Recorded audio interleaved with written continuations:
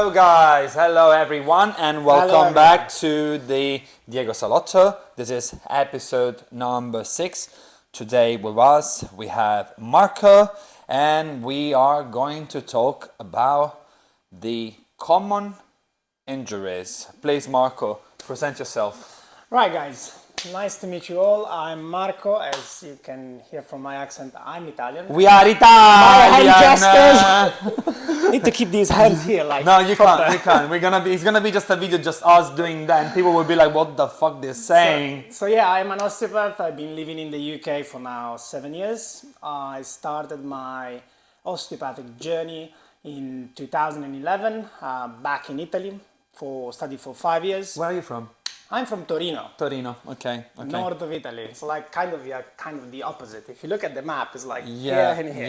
yeah. It's not even Italian. He's French, and I'm not even Italian. I'm African because I'm Sicilian. So yeah, I studied 5 years back in Italy, then came to the UK for a master. And that was the decision made for the fact that osteopathy was not recognized in Italy at that time. So it was not regulated. Now it is, right? Now it's regulated. I'm not going to tell you how it's regulated, better not to, but it is regulated. It is, I know. So yeah, that was a master at King's University for 1 year. And then I decided just to stay. All right. Didn't want to go back to Italy and back to mom and start working there and all of that. So I kind of like London, and yeah, I wanted to stay here. Apart because you love London, why? Because I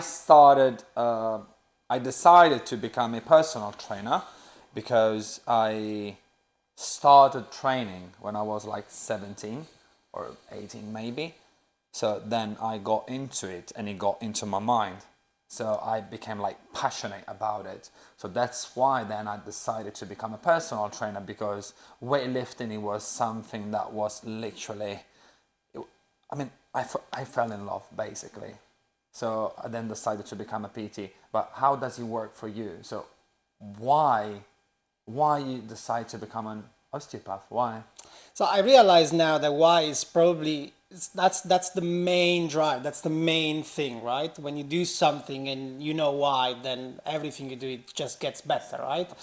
I think for me it's a little like a personal story. Back in the days, I was playing football, and everyone is from Turin and plays football, aims to play for Juventus, right? So unfortunately, I wanted to go in the academy, and I was training so hard, and I was following this team that was making me like overtrain, and I started developing issues at the early age of 14-year-old. So I started having problems, physical issues. I started having problem with my right knee.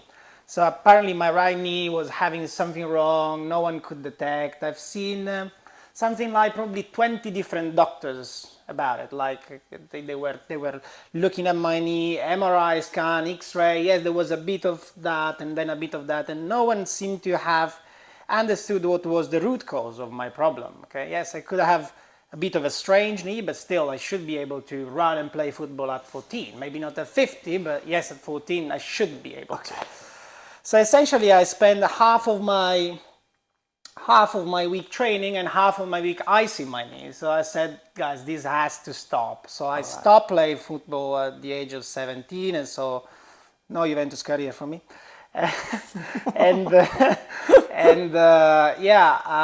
My mom told me, why don't you go and see an osteopath? Now, as I said, well done, mommy. Osteopathy was not regulated in Italy when I started studying, and was not even regulated before. So it was like a very kind of new thing coming up We're talking about sports. Like 15 years ago, 13 years ago? 15 years ago, something like that. Yeah. So, I went to see this guy that literally changed my perspective about healthcare and about overall physical well-being.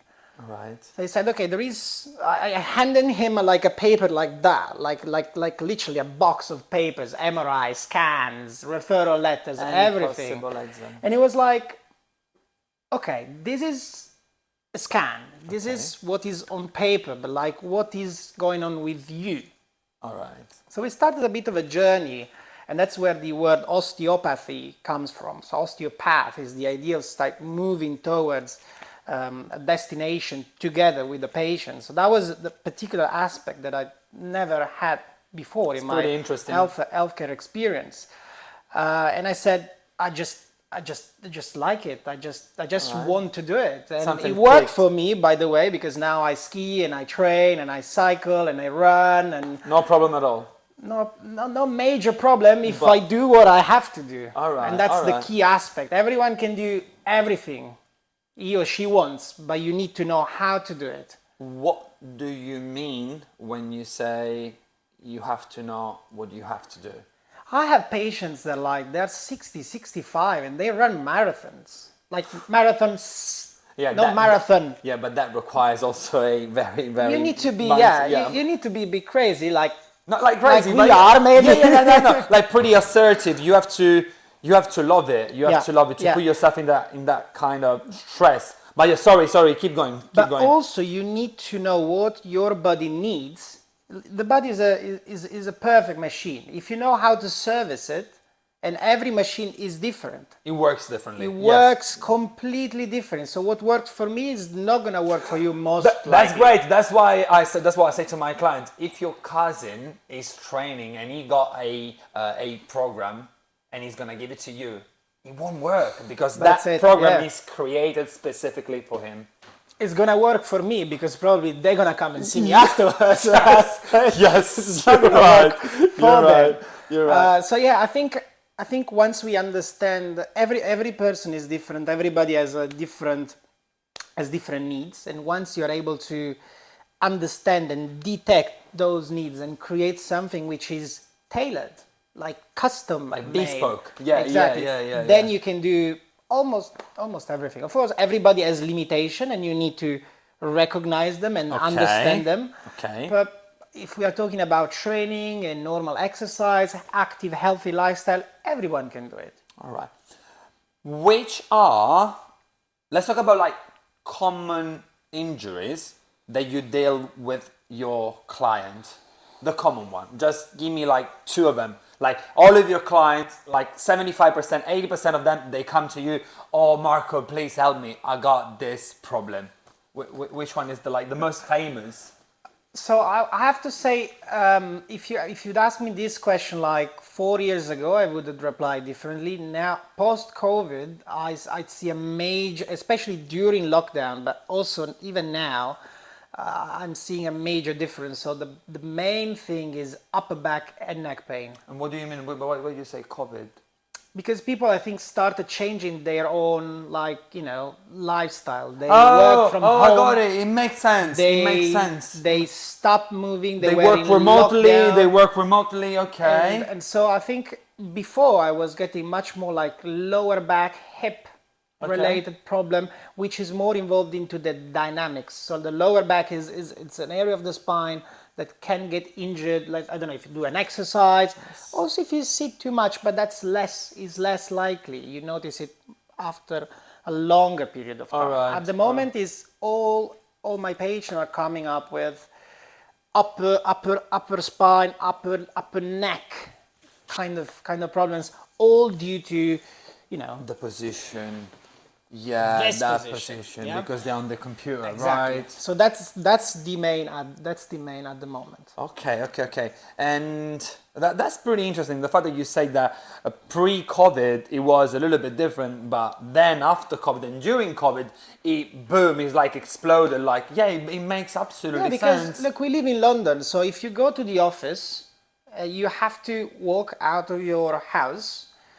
Walk to the station, and then walk from the station to the office, and then you have maybe half-hour lunchtime. You go and grab your lunch, you go back, and then you do the same thing at on the opposite to come back home. Like it's 10,000 steps. Yeah, in London is 10,000 steps. You're moving, yes. You can do 10,000 steps in Green Park Station if you want. Yeah. So and now, if you work from home, you do bedroom, desk. That's it. And kitchen if you want to grab some snacks.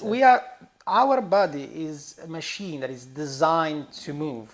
We feel better when we move, when we are active. If we just stay still, we are not designed. We're not objects. We're not designed. We are designed to keep moving. That's why we have muscles, right? There we go. Very, very good, Marco. So we said neck, upper back problem. Let's talk about prevention.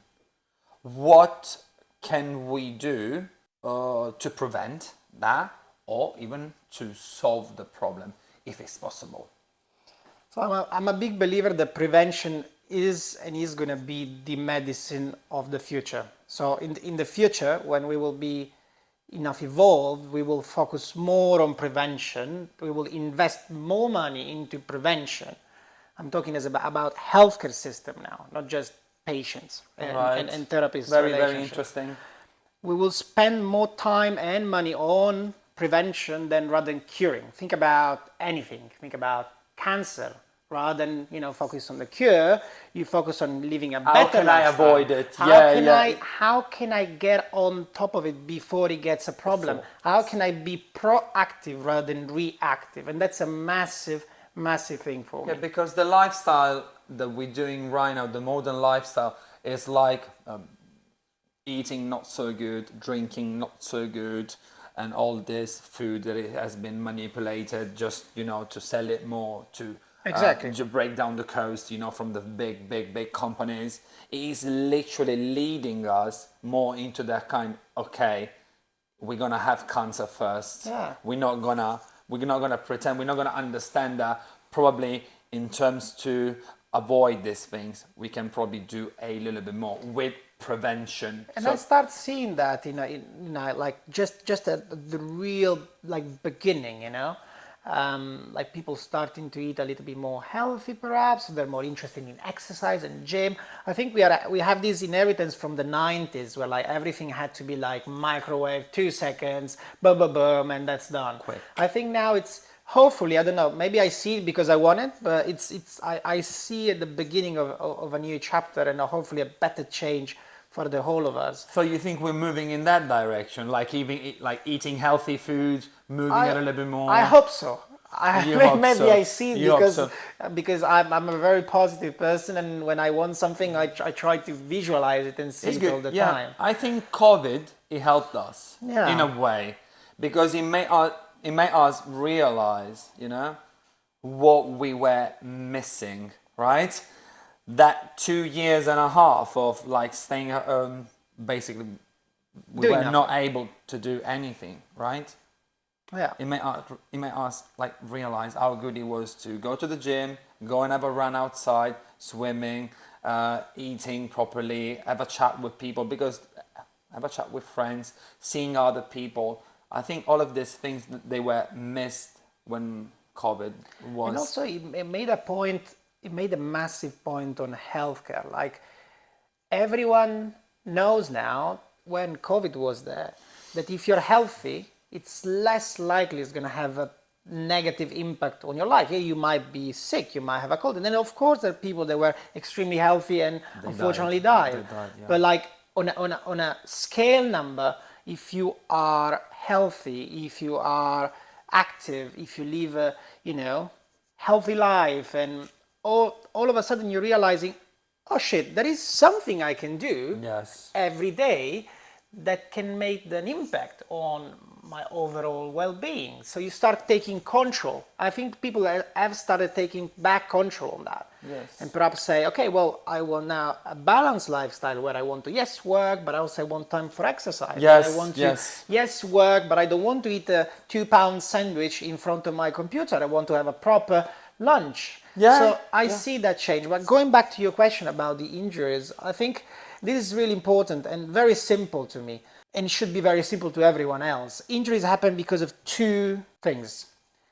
Too little for too long. Sorry, that's not for you. I know. That's for the people doing too little for too long. Exactly. Too little or too much too soon. Too much too soon. So this is really important. And then of course there are traumas, which most of the time are unpredictable. But that's another thing. We are talking about injuries that can be prevented. Football players, they train and exercise, they see physios every day, and unfortunately when they have a traumatic events, they cannot prevent it. No, okay? no, that's impossible. So you can't prevent someone going straight away with the kick in your knees. You can't prevent that. Preventable injuries happen because of two reasons: too little for too long, or too much too soon. About prevention, now we have Marco, and he will show us a few exercises to do to help us deal with this upper back, also like kind of a mid back, and if you can show us even something about the lower back, like 3 exercises to do at home in an easy way. All right, please, Marco, show us. Right. Thank you. So yeah, as I said, one of the main things that I see is about upper back and like kind of neck pain. So I want to show you something very simple. So just using a massage ball like this, if you don't have one like this, I mean, Amazon sell it for like £3. But you can use a tennis ball, a golf ball, but maybe, I don't know, someone in the house won't be happy because golf ball actually can damage the wall. So I just want to be clear before we start. So, simple, massage ball. We're gonna start working on the upper back and neck, okay? So you need to locate your shoulder blade, which is here, and the spine, which is here. Most of the lower neck problems comes from tightness and mechanical dysfunction around this tract here, so actually your upper back. Even if you have pain here, your problem is most likely to be down here, okay? So, positioning the ball exactly on the spot between the shoulder blade and the spine, so not on the shoulder blade and on the spine. We will be working on the mid-thoracic muscles, so mid-trapezius, mid-lower and upper trapezius, levator-scapulae, rhomboids, and all of that. We will keep the ball in this position here, so top corner of the shoulder blade, spine in the middle, not on the shoulder blade, not on the spine, and then we will use a wall to lie on it. Now, just applying a 10% of pressure, so extremely light pressure, you can start moving around a little bit, and once you find the spot that hurts or that feels right, you stop moving and you increase the pressure gradually, meaning 50-60% of what you can handle, no more than that. You don't want to hurt yourself. You stay a few minutes and then you can find another spot, perhaps slightly lower down. Same principle, 10% of pressure, move around a little bit, find the spot and then increase the pressure. Okay, second exercise is very similar, but we're going to do it on the lower tract. So this is the tract of your spine where it gets really tight and sore if you sit down too much, okay, because it becomes the apex of your spine curve, okay? So we want to make sure we release that. We position the ball below the shoulder blade level, around this point here, again, not on the spine, okay, not on the spine which is in the middle, and then you line against the wall. This time you keep your legs a little bit more further apart. 10% of the pressure, you move around. Once you find the spot that hurts, you stay there. And the last one is on the gluteal area. You will be surprised, but if you release this area here, your lower back will feel much freer. And if you sit down too long, this part will get really tight, okay? So we need to locate the hip bone, which is on the side, exactly here. From here, we go slightly higher and backwards, okay? Towards the spine. We try to follow this line here, okay? The spine is here, the hip is here, we follow this line, okay? We locate the ball, exactly this point. If you're wearing jeans, that's normally where the back pocket is, so that might be handy. And this time you line against the wall. You're not perpendicular, but you're like at 45 degrees against the wall. Again, you move a little bit. Once you find the right spot, you want to stay there. And make sure you don't put too much pressure on the leg you're working on. Most of the weight is on the other leg. So Marco showed us the 3 little exercises that we can do with that little tennis ball or whatever on the wall. And now Marco is going to show us a few exercises that we can do with a partner, right? Yeah, I mean, if you're lucky enough to have a partner or a friend, which should be the case, yes. you can do these 2 exercises, which are quite good to improve the mobility of the spine. The exercise I showed you before are good to release muscle tension, but they don't do much in terms of mobility.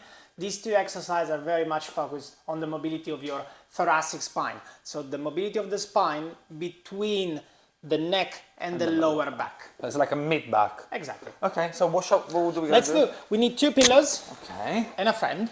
All right. I'm gonna sit down. The friend okay. is the friend is gonna sit. Okay. Okay.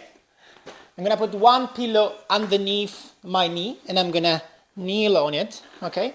The other pillow is gonna go in front of my knee and it's gonna go against the mid spine of the patient. I already feel pain. Now, wrap up your hands behind your head. Okay. You close your elbows together slightly. I'm gonna position my elbows into the shoulders gently. Hands grabbing the back of the elbow, okay, like this. And what we're gonna do, we're gonna extend the spine. For how long do we hold the position, Marco? Couple of seconds at the beginning. And do we do it for reps? We do it a few times. Okay. You can increase the holding time as you go, but at the beginning, just a couple of seconds. It's important the patient breathes in now, out, and as we go out, so when you pull back, we pull back. I gotta breathe out. Yeah. Before you pull back, I breathe in. Full breathe in. Okay. And out. There we go. Okay, good. Okay, that feels Right. good. The second exercise, this time we are facing the friend from the side. Okay, we only need one pillow, which we're gonna put underneath the knees. Okay. We are working on the side we are facing the friend, putting the shoulder in this position. We then grab the other arm. We are pulling the left arm in this case and pushing the right elbow. All right, Marco, where I'm supposed to feel this exercise? You will feel this exercise on the whole side of your back, upper back, yes, I and can lower feel it. back. That I can feel it. That. The idea is then to increase the angle, but try not to push and pull too much. It's always gentle movements, and every time you can increase the holding time slightly. And how many times and how many reps? Let's call it set and reps. I would say this exercise, normally you don't really count the reps. You do it for a period of time. So I would say perhaps you want to do this a couple of minutes per side. Like this, gently pulling a few times, and then if you need to rest, you rest for a little while and then start again.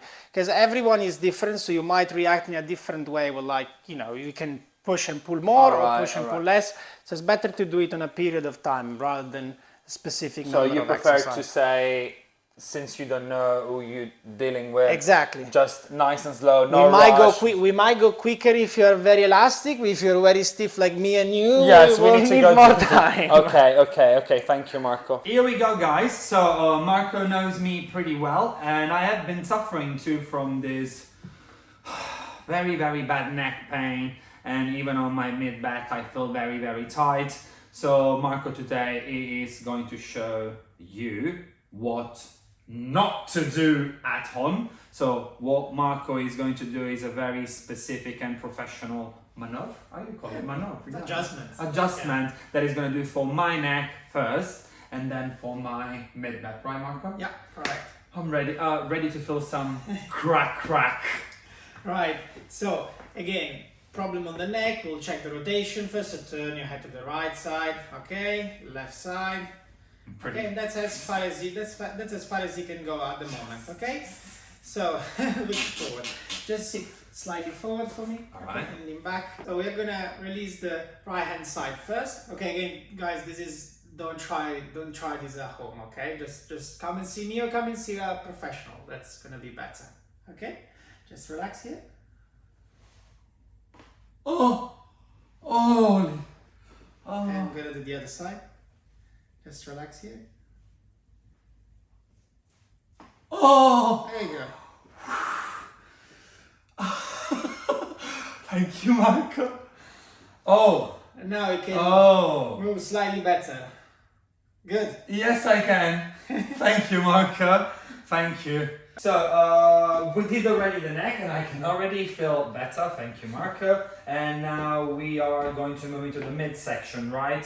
Where about, Marco? So as you can see from this perspective, most of the people have neck problem because this area here is too arch. Again, this gets worse as you lean over to type at your computer. So with this technique, what we want to do, we want to straighten this part up a little bit and opening up as much as we can. Just want to remove my mic, if that's okay. Now spread your legs a little bit. Okay. On this area here. Take a deep breath in and out. There we go. Oh, okay. Okay, it feels good. I swear, it's not painful. It is just the feeling that you have every time you do it to me and every time I do it.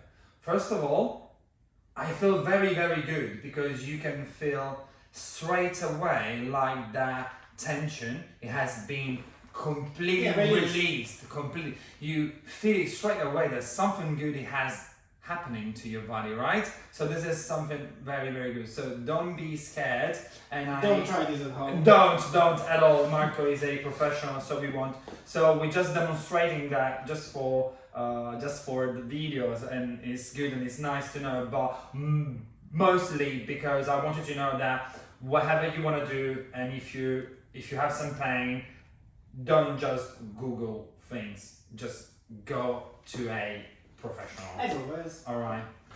Okay, guys, I feel better already.